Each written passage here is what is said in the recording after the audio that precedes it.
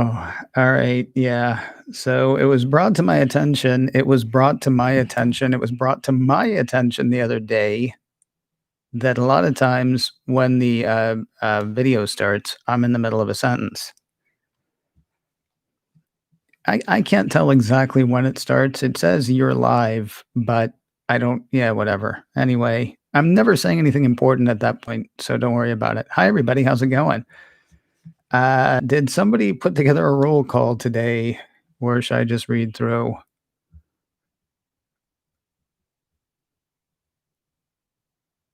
Uh, it's funny, Roger. I'm sorry. I'm not supposed to be responding to what people are saying here. It's funny, Roger, though. I think we're talking about that second part of the show. Yeah. All right.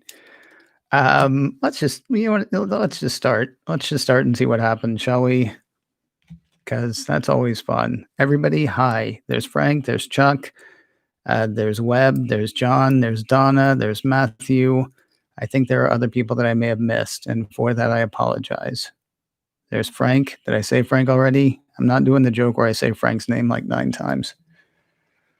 Right. Let's pack it up, pack it in. I don't know if I got that right or not. Here we go. A war of words and getting off this world. It is Wednesday, the 9th of December, 2020, and this is macOS Can Live.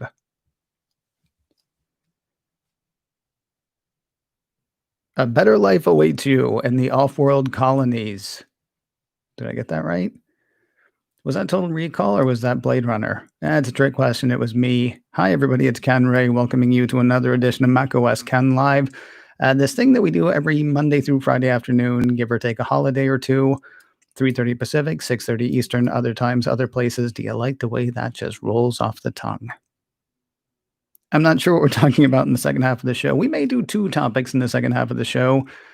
I'm not sure. I'm kind of taken with a little bit of noise making coming out of Europe about streaming services and how much European content has to be on a streaming service to be allowed to be in Europe. So we might talk about that, or we might talk about SpaceX, about which I know next to nothing, except I happened to catch something today.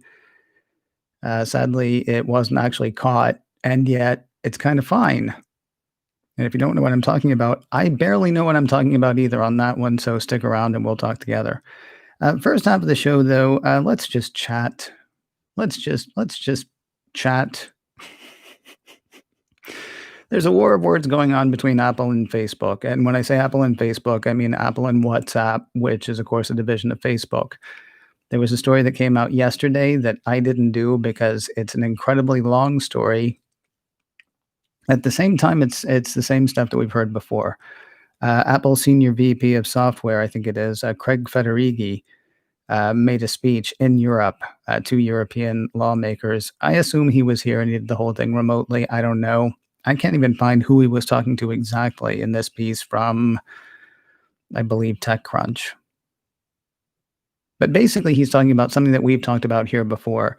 I meant to write down what the ATT stands for. It stands for App Transparency. I'm sorry, App Tracking Transparency, which I'm going to write down right now.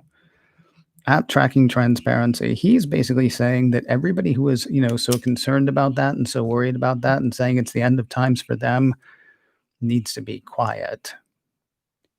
Because he does think that they're going to find a way to make money, same as we all do. He says, not same as we all make money. We all think that they're going to make money. Facebook is going to have to find another way to make money, but Facebook is Facebook, and they're going to find a way to do that. They've got the infrastructure. Google has its gigantic marketing arms wrapped around the world. Even if they're not able to track us quite as easily, chances are they're going to find a way to make money in advertising because they are among the only games in town. What, we're all suddenly going to start watching primetime TV again? Chances are the people who are selling advertising online are still going to turn to the people who are brokering those ads and go to them. The return might not be as great, but at least our privacy will be a little bit more protected, theoretically. There's a lot going on in this space right now, and I'll be honest with you, it's hard to keep my finger and my mind clear about which is which. Like, I don't have a story here today, but I know I came across one that says basically has Apple threatening anybody who finds a way around the app tracking transparency. If they find some way to not let you and me know that they are tracking us across apps and tracking our, behavior, yeah, for the purposes of gathering data, Apple will kick them out of the App Store. As well, they should. It's a violation of their rules. And you know what happens. Epic things happen when you violate App Store rules, I think might be a good way to put that.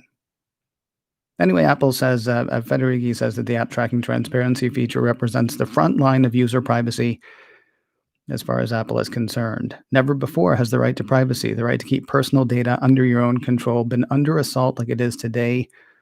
As external threats to privacy continue to evolve, our work to counter them must too, he said. Oh, here it is, he said in a speech to the European Data Protection and Privacy Conference. We've talked about all this before. See, this is why I say I just want to chat, because it's the same stuff over and over again. It's the same stuff over and over again.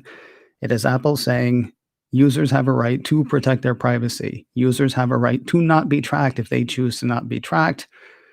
And Facebook and others coming in and saying, well, hey, listen, if you give them a choice, like an explicit choice about whether they should be tracked, they might say no, and that might be bad for my business. Well, tough. I almost just want to talk about something else. It's frustrating that this has to keep being said over and over again. Now, what's cool is Apple is still out there saying it over and over again. There was actually a quote about that that I can't find. Sorry about that. He does say that they're skeptical of everybody who says, yeah, I lost it. Oh, here it is. We don't define success as standing alone, said Federighi. When it comes to privacy protections, we're very happy to see our competitors copy our work or develop innovative privacy features of their own that we can learn from, he said. At Apple, we are passionate advocates for privacy protections for all users. We love to see people buy our products, but we would also love to see robust competition among companies for the best, the strongest, and the most empowering privacy features. Yeah, but you see, the thing is, Apple made its money in hardware, right? Now it's going into services, and now it is interested in selling us stuff besides the hardware. They say that they will do that without invading our privacy. And it's like the old line from the movie JFK. How do you know who your daddy is? Because your mama told you so. We got to trust somebody. We seem to trust Apple. I don't know. Apple still does things sometimes that make you go, hang on a second. I trusted you to not do stuff like that. I don't know if you heard last week's checklist, which I did with Patrick Wardle. Apple is basically the firewall is the bouncer, right? You might have set up a firewall for your Mac. They changed the way firewalls work, and that's fine because there are, evolutions in the way operating systems work and things like that. Maybe they did it for security, who knows? But you can go in and set up a firewall, but Apple has basically made it so that some of their services can sort of scoop past the firewall that you set up. What Patrick has proven is that can actually be used to deleterious effect. You can actually end up putting malware sort of piggybacking on some of the stuff that Apple has gone ahead and let pass the firewall. I trust Apple to not do stuff like that, and yet Apple did that. Maybe there was a good reason for it. Maybe they were opting for ease of use over security, but the problem is that's not their job, and honestly, in that particular instance, that's not their choice. I'm not saying Apple is, pure and blameless in every situation, but in this one. So you had WhatsApp today accusing Apple of double standards on data privacy labels. ATT is one thing. The app tracking transparency is the thing where every time an app tries to track you from one place to another, they got to ask your permission, or the operating system is going to ask your permission. And if you say yes, then, it's Katie bar the door. And if you say no, they're not allowed to track you from one to the other, to the other, to the other. I do wonder if that's going to be a permanent thing or if that's going to be an every time you go there thing, because that's going to get annoying. If it's every time you go there, eventually people are just gonna be like, "Fine," because you know what? I'll bet they'll only ask the one time if you say yes. I'll bet if you say no, they'll keep going, "Oh, can we do this? No. Can we do this? No. Can we do this? No. Can we do this? Yes." That'd be my guess. Although if it's built into the operating system, that may not be the case. This is a paragraph from Engadget. Facebook has been less than fond of Apple's stricter privacy measures, and that extends to messaging services. A WhatsApp spokesperson speaking to Axios claimed that Apple's soon to be mandatory privacy nutrition labels are anti competitive as they don't apply to built in iMessage chats. So it's the messaging now that's even anti competitive. Not even the can I do this, but just the can I tell people that we're doing it. And, I am reminded of the time that, was it Spotify? Yeah, Spotify or Fortnite, might have been Epic. No, scratch all that. It was Facebook. When Facebook wanted to say, can we waive the 30% fee on something? And Apple said no. And Facebook said, well, then can we tell everybody in the app that's hosted on your app store that you won't let us do that? And Apple said no. I'm not saying they're always, 100%. WhatsApp argued that the labels ought to be consistent for both first and third party apps, and it was important to have comparison opportunities. In other words, it's worried that the WhatsApp labels might scare you away and lead you to use iMessage instead. Apple came back today and said, hey, we're posting this information about our apps. So take it down the road because we are actually doing the thing that you're talking about. Although I got to say, I don't think it's, if you pardon my use of the term, I don't think it's an apples to apples comparison.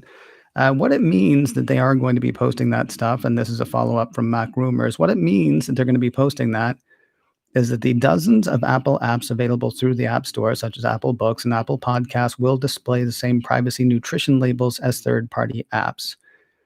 And if you don't know what I'm talking about with the nutrition labels, they were announced at WWDC. Basically, any app in the App Store is going to have to say what kind of information it accesses, what kind of information it wants to access, what it uses that information for, and so on, including can it be sold to third parties and will it be tracked back to you directly.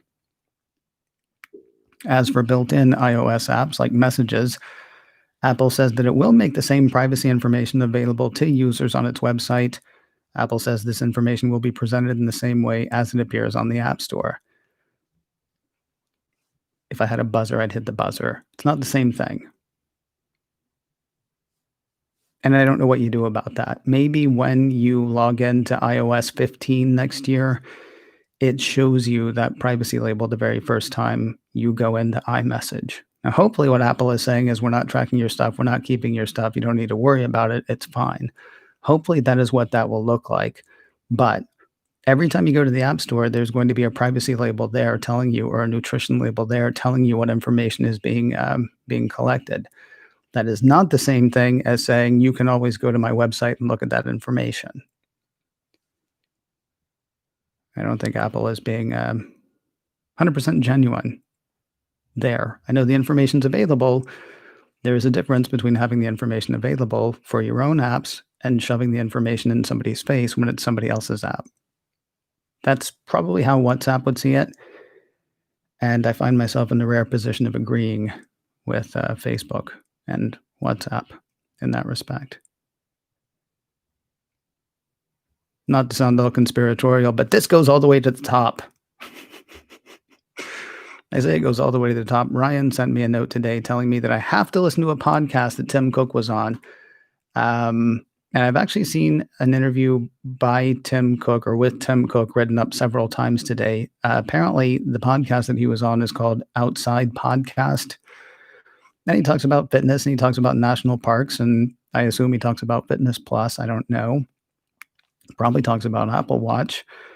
But of course, it's Tim Cook and it's today. So he also talked about privacy in Silicon Valley. This is from an article in CNBC because I have not had a chance to listen to the podcast yet. Some people see Silicon Valley as monolithic. And so in particular, the larger companies, they sort of put into one bucket, if you will, said Cook on the podcast.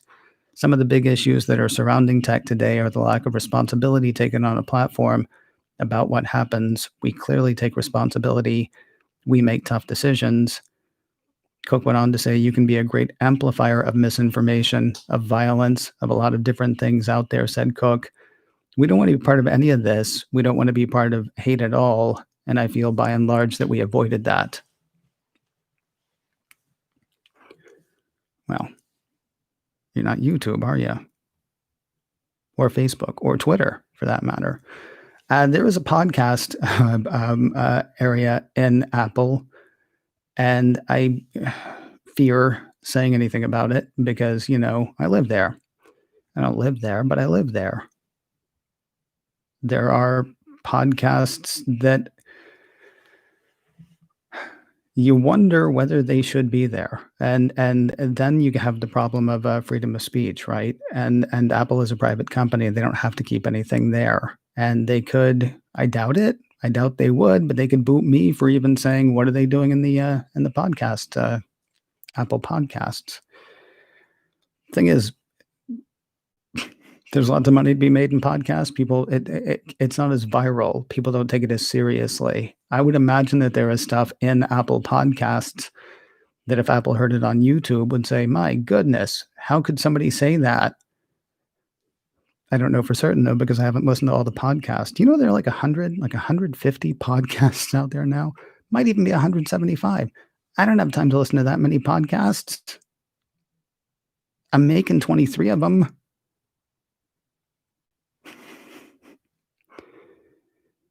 Normally, I like to have an idea of what we're talking about.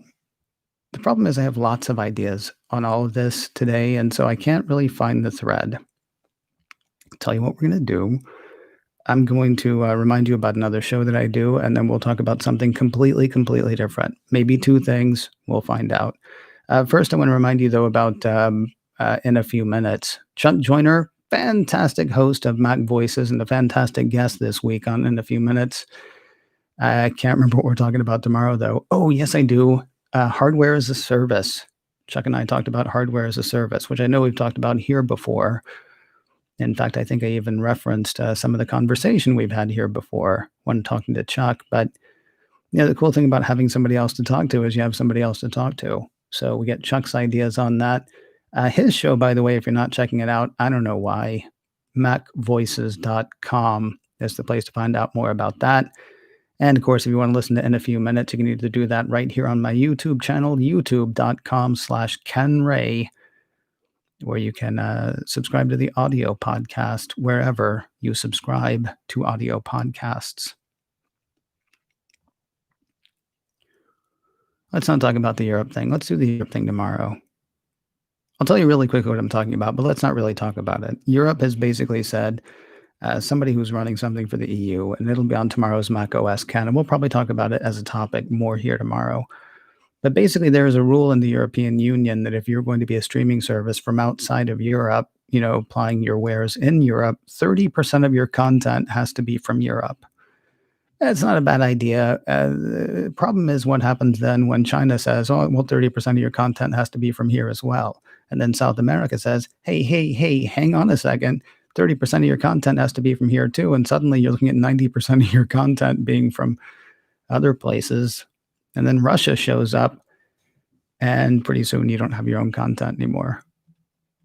I don't know mathematically how that all works out. I think it's interesting. We'll probably talk about that more tomorrow. Oh, because obviously, if you don't live up to the 30% thing, you can't play in their backyard anymore. And so there is a prime minister or someone in Europe saying, yeah, if they don't get on the stick with this 30% rule, they can't be here anymore.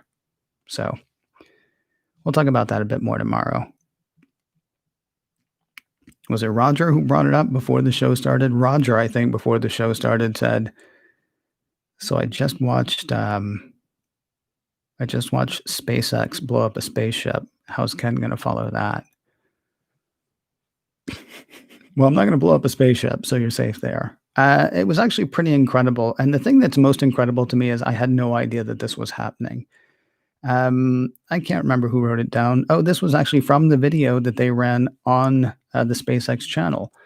Now, unfortunately, I wish I had been watching the NASA channel because I would know a bit more about it. I know that the plan was that SpaceX was going to test SN8, that's serial number 8 of Starship, which is their heavy cargo ship that they can actually, start taking cargo to space and eventually start taking people to space.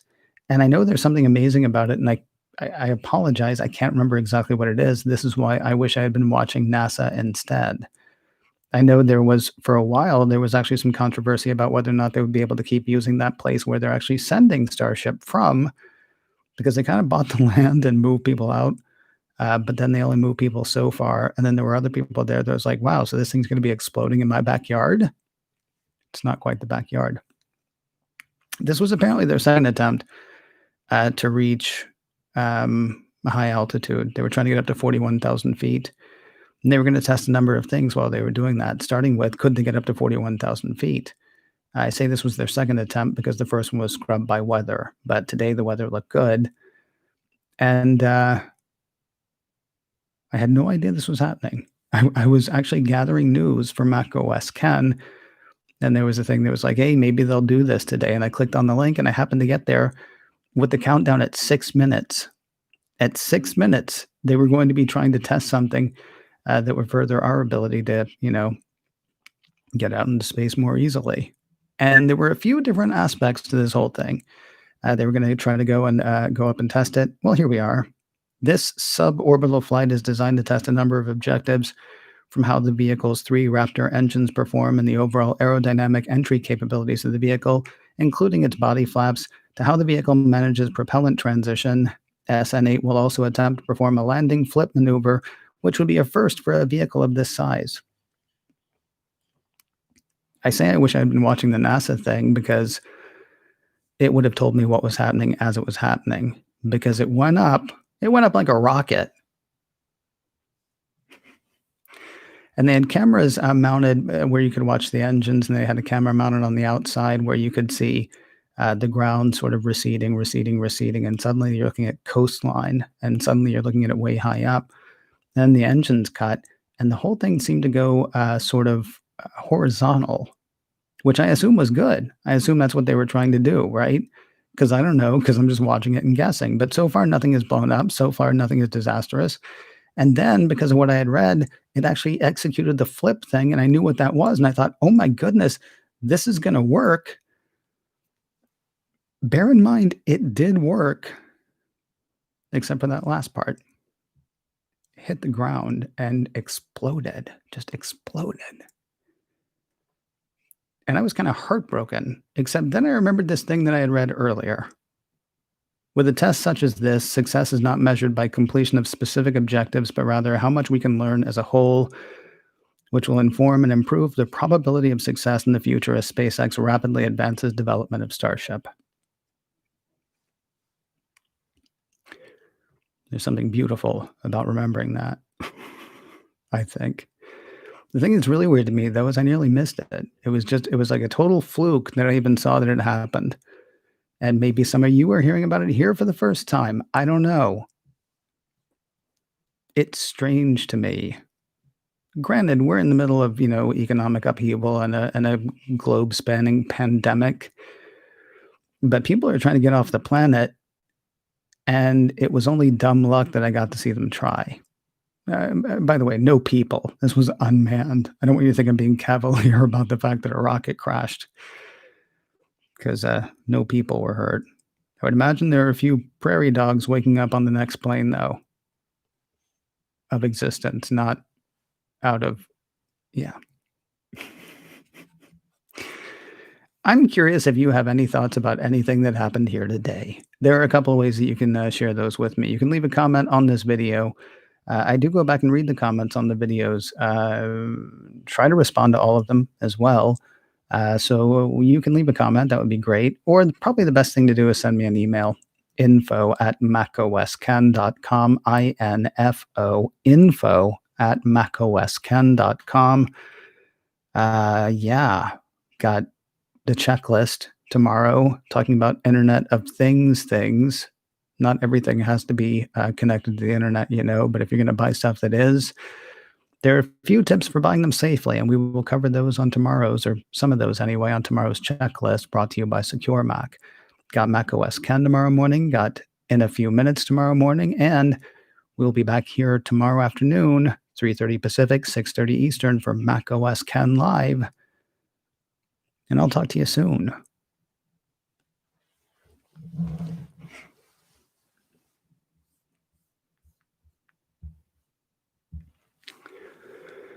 I'm always quiet. I'm always quiet. I heard a really great story today. Is Eric Hofstetter here? Is Eric in the room? And if he is, can I tell you, Eric? Can I tell Eric? Eric, can I tell the story that you sent to me?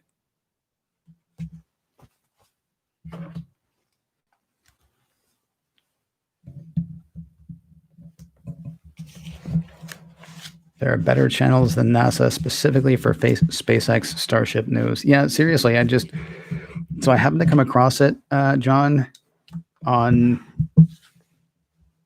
Engadget, I think, and Engadget just linked to the raw feed. So I got nothing.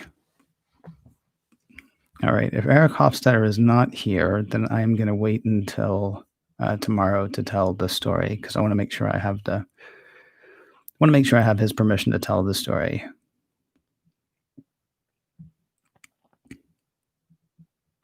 All right, going back up to the beginning and finding what people are saying now. Facebook, of course, does want all of our information. Matthew says, I say build a better business model. I'm sure there's plenty of data to be garnered on a consumer who specifically goes to a website to shop or browse. Can you imagine a shopkeeper following you out of their store and keeps following you to each of the stores in the mall? Yeah, that was actually, do you remember, is it beacons, I think? That was one of the concerns that people had about beacons that Apple was putting in. Not that Apple was putting in, but that Apple was making available. I don't know if the promise of that ever came true. Disneyland. I would get, I think they were using beacons at Disneyland to sort of like, lure me into a store when I pass by or lure me into a restaurant when I pass by. My friend August Trometer always thought that was just geolocation, but I don't think geolocation is good enough to know that I'm, 10 feet from Stage Door Cafe. I don't know.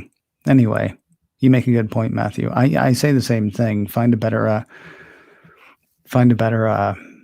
business model or a more honest business model. Because the other thing now, I don't even know how well Facebook ads work, honestly. I know we used to run them occasionally when I was doing Mission Log.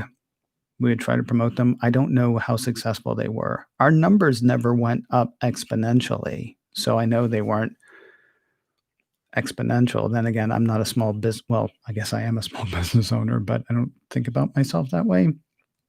I'm not one that's ever employed Facebook ads. So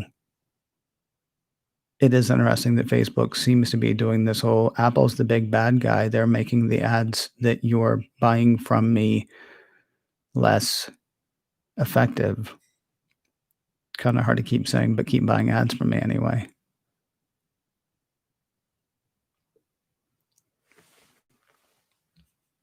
Ronald also says that I had a hard time.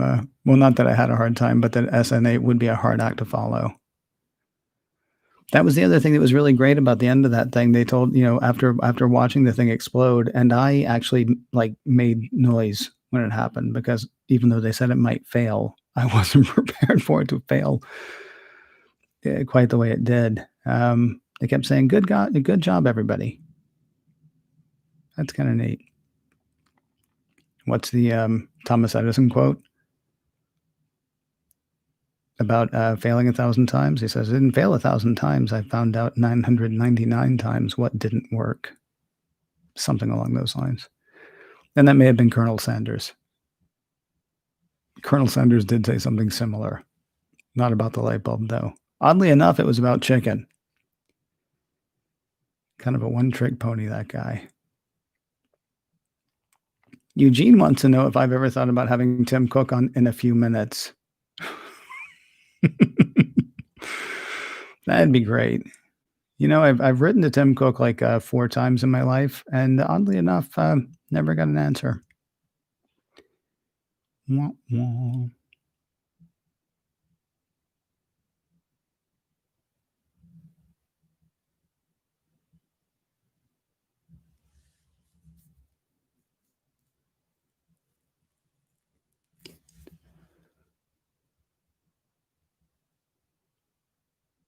Oh, well, sorry. Still reading. Hey, there's Laura. How's it going?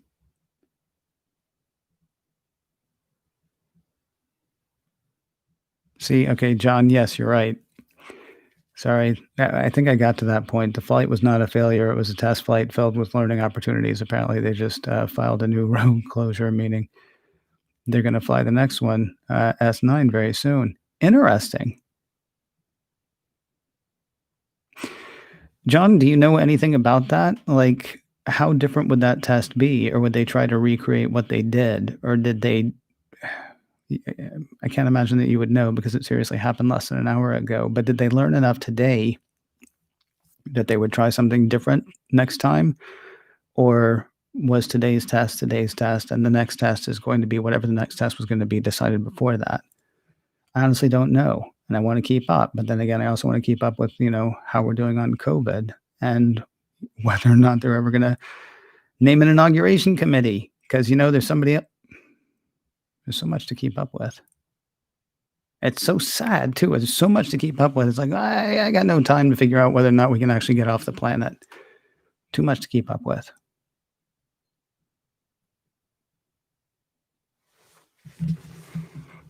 Chuck says Europe and other countries better wake up. There's going to come a point that content creators and others say no thanks. Then it will be to the detriment of the citizen rather than the creator. It's interesting, Chuck. I found myself wondering because I believe that Europe's concern or the EU's concern is not losing the European identity, which is kind of funny because the EU is made up of 30 something, 40 something countries, right? So I would imagine that the European identity for Germany is different than it is for Ireland, is different than it is for Italy. I wonder if you could instead say to anybody who wants to play, all right, maybe not 30% has to be our content, maybe more like 30% has to be not American.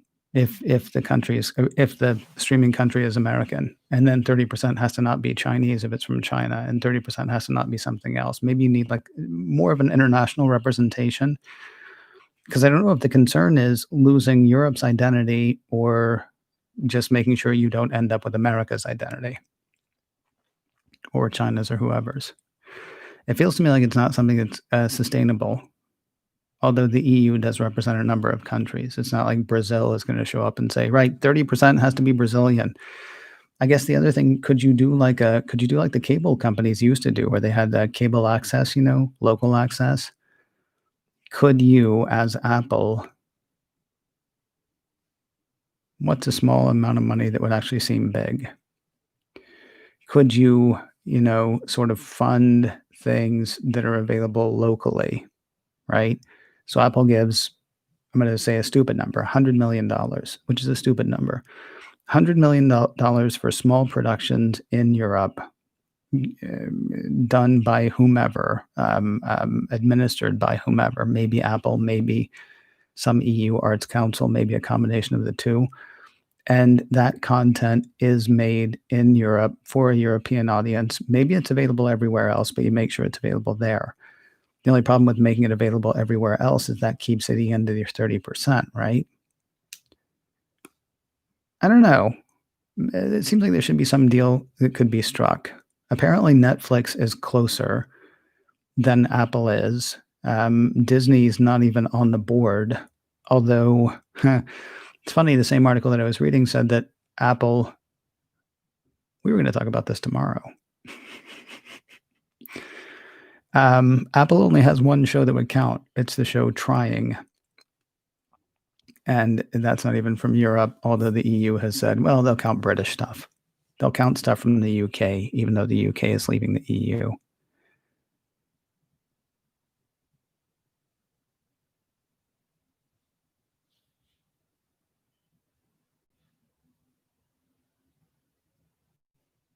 Huh.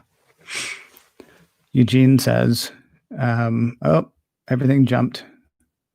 Eugene didn't say everything jumped. It's okay for Europeans to say you play my way or you can't play in our yard, but then they complain when Apple says that about their yard. There's a word for that. Yeah, we're not talking about that today, though. We're talking about it tomorrow.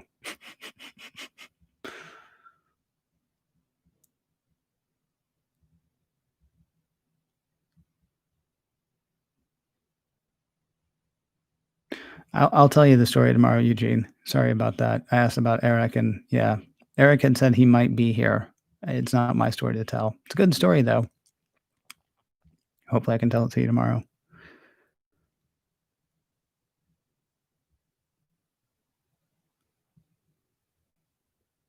Frank says it was Edison who said he found 1,000 ways it didn't work. Yeah, the thing, the Harlan Sanders thing, honestly, I believe it was he kept trying to sell his chicken places, and he drove and he drove and he drove, and he finally found somebody who would let him do it.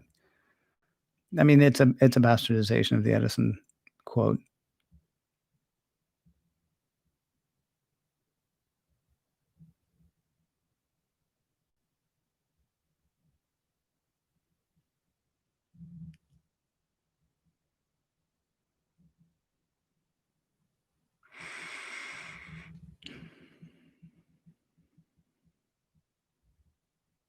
John's answering my question about the SpaceX test.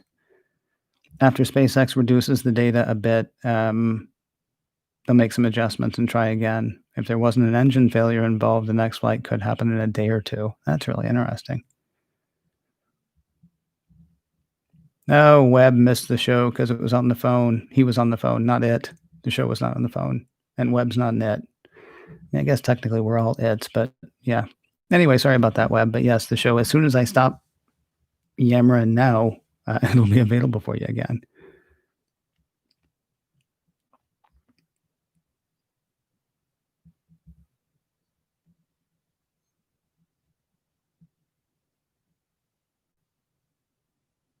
I found 1,000 things I couldn't fry, says Frank. Yeah, that was it. No, no, he knew he was doing fried chicken. It wasn't like, fried lizard. That didn't work. Fried armadillo? That way didn't work. Fried turtle? Tasty, but no. You can fry dirt. You can fry a Twinkie, David. I don't recommend it, though. Tried one once at a fair. Ghastly. And I like fried food, but that was just the worst. Well, I haven't tried fried lizard, but I'm going to say the Twinkie was worse. All right, friends. I don't say that lightly. Thank you guys very much, and gals very much, for hanging out. We'll do it again tomorrow. You want to? We'll talk about the Europe thing a bit more because I actually want to dig into that. It's an interesting idea, and I don't blame them for trying to get what they can get. I wonder if there's another way to do it. Why don't we talk about that tomorrow? And whatever else comes up. I really appreciate your being here. I know I say it every day. I say it every day because it's true. You have no idea how much. So thank you, thank you, thank you, thank you. Reporting wherever you might be. I will talk to you soon.